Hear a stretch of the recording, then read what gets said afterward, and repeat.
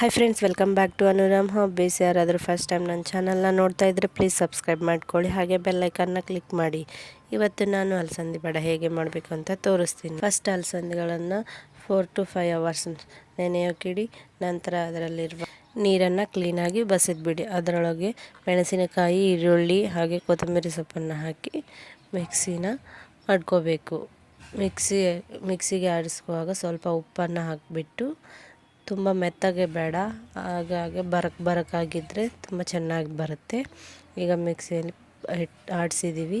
ಈಗ ಅದನ್ನು ಒಂದು ಬೌಲ್ಗೆ ಹಾಕ್ಕೊಂಡು ಅದರಲ್ಲಿ ಈರುಳ್ಳಿ, ಮೆಣಸಿನ್ಕಾಯಿ, ಕೊತ್ತಂಬರಿ ಸೊಪ್ಪು ಕಟ್ ಮಾಡ್ಕೊಂಡು ಚೆನ್ನಾಗಿ ಸಣ್ಣದಾಗಿ ಕಟ್ ಮಾಡ್ಕೊಂಡಿರ್ತೀವಲ್ಲ ಅದನ್ನು ಹಾಕಿಬಿಟ್ಟು ಸ್ವಲ್ಪ ಉಪ್ಪು ಹಾಕಿ ಹಾಗೆ ಸ್ವಲ್ಪ ಸೋಡಾ ಪುಡಿಯನ್ನು ಹಾಕಿಬಿಟ್ಟು ಚೆನ್ನಾಗಿ ಮಿಕ್ಸ್ ಮಾಡ್ಕೊಳ್ಳಿ. ನೀವು ಎಷ್ಟು ಚೆನ್ನಾಗಿ ಕಲಿಸ್ಕೊತೀರೋ ಅಷ್ಟು ಚೆನ್ನಾಗಿ ಬರ್ತವೆ ವಡೆ. ಈಗ ಒಂದು ಪ್ಯಾನಲ್ಲಿ ಆಯಿಲ್ ಇಟ್ಬಿಟ್ಟು ಅದರಲ್ಲಿ ಚಿಕ್ಕದಾಗಿ ಮಧ್ಯದಕ್ಕೆ ಹೋಲನ್ನು ಹಾಕಿ ಹೀಗೆ ಎಲ್ಲನೂ ಚಿಕ್ಕದಾಗಿ ಹಾಕಿಬಿಟ್ಟು ಗೋಲ್ಡನ್ ಕಲರ್ ಬರೋವರೆಗೂ ಫ್ರೈ ಮಾಡ್ಕೊಳ್ಳಿ. ಈ ರೀತಿಯಾಗಿ ಎಲ್ಲನೂ ಹಾಕ್ಕೊಂಡು ಈಗ ಕಲರ್ ಚೇಂಜ್ ಬರ್ತಿದೆಯಲ್ಲ, ಈ ರೀತಿಯಾಗಿ ಫ್ರೈ ಮಾಡಿಕೊಂಡ್ರೆ ಸಾಕು. ಈಗ ಇದನ್ನು ಪಕ್ಕಕ್ಕೆ ತೆಗೆದುಬಿಡೋಣ.